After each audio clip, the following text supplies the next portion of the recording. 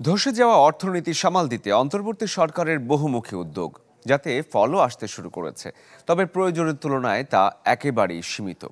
বরং বিপরীতে চ্যালেঞ্জ বাড়ছে হু হু করে।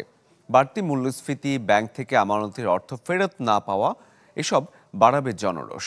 আর ডলারের বিপরীতে টাকার মান কমে যাওয়ায় উদ্বেগ রয়েছে আমদানি রপ্তানি কার্যক্রম ব্যাহতেরও। সব মিলিয়ে পরিস্থিতি আরও খারাপ হতে পারে আসছে রমজান মাসেই।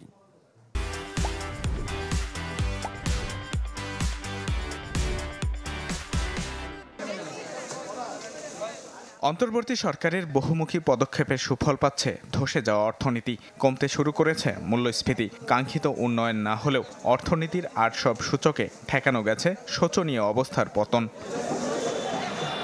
তা সত্ত্বেও উদ্বেগ আগামী দিনগুলোতে। সরকারের বিভিন্ন দপ্তরে পাঠানো স্বরাষ্ট্র মন্ত্রণালয়ের প্রতিবেদন বলছে, জ্বালানি সংকটের কারণে বাধাগ্রস্ত হচ্ছে উৎপাদন। ফলে সংকটে পড়ার শঙ্কায় উৎপাদিত পণ্যের যোগান। বলা হয়, শুল্ক ও কর কমানোর মাধ্যমে মূল্যস্ফীতি কমাতে সরকারের উদ্যোগ ব্যাহত হতে পারে বাজার নজরদারি বা সিন্ডিকেট নিয়ন্ত্রণের দুর্বলতায়।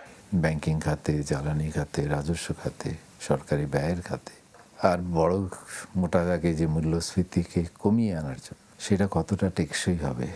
সরকার পরিবর্তনের পরে কর্মসূচিগুলি কি ধারাবাহিকতা থাকবে নাকি আবার নতুন করে সবকিছু করা হবে, এই একটা অনিশ্চয়তা তো রয়ে গেছে। আমরা যখন নীতি প্রণয়ন করব সেটার প্রভাব পড়বে কিনা এবং অন্য কোনো নীতির সঙ্গে সেটা সাংঘর্ষিক হয়ে জনকল্যাণকে নিচে নামিয়ে আনবে কিনা, এটা আমার দেখা দরকার।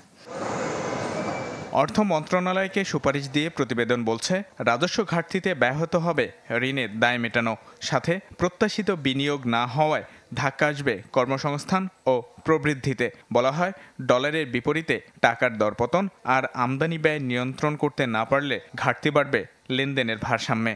বৈদেশিক মুদ্রা কমছে, বাড়ছে, বাইরে থেকে যে টাকা পাঠানো হয় তারও কমতি বাড়তি আমরা দেখতে পাই।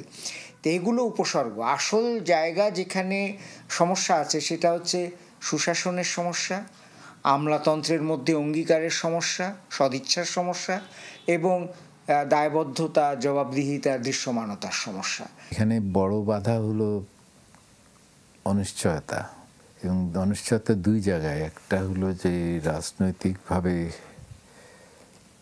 কোন দিকে যাবে সেটার উপর নির্ভর করছে যে আমার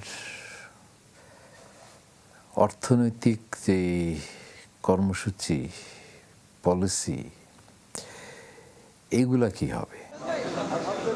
প্রতিবেদনে জোর দেওয়া হয় আইন শৃঙ্খলা পরিস্থিতি নিয়েও। বলা হয়, যা আবারও অস্থির করে তুলতে পারে সামগ্রিক অর্থনীতি। ইমদাদ হক, চ্যানেল 24, ঢাকা।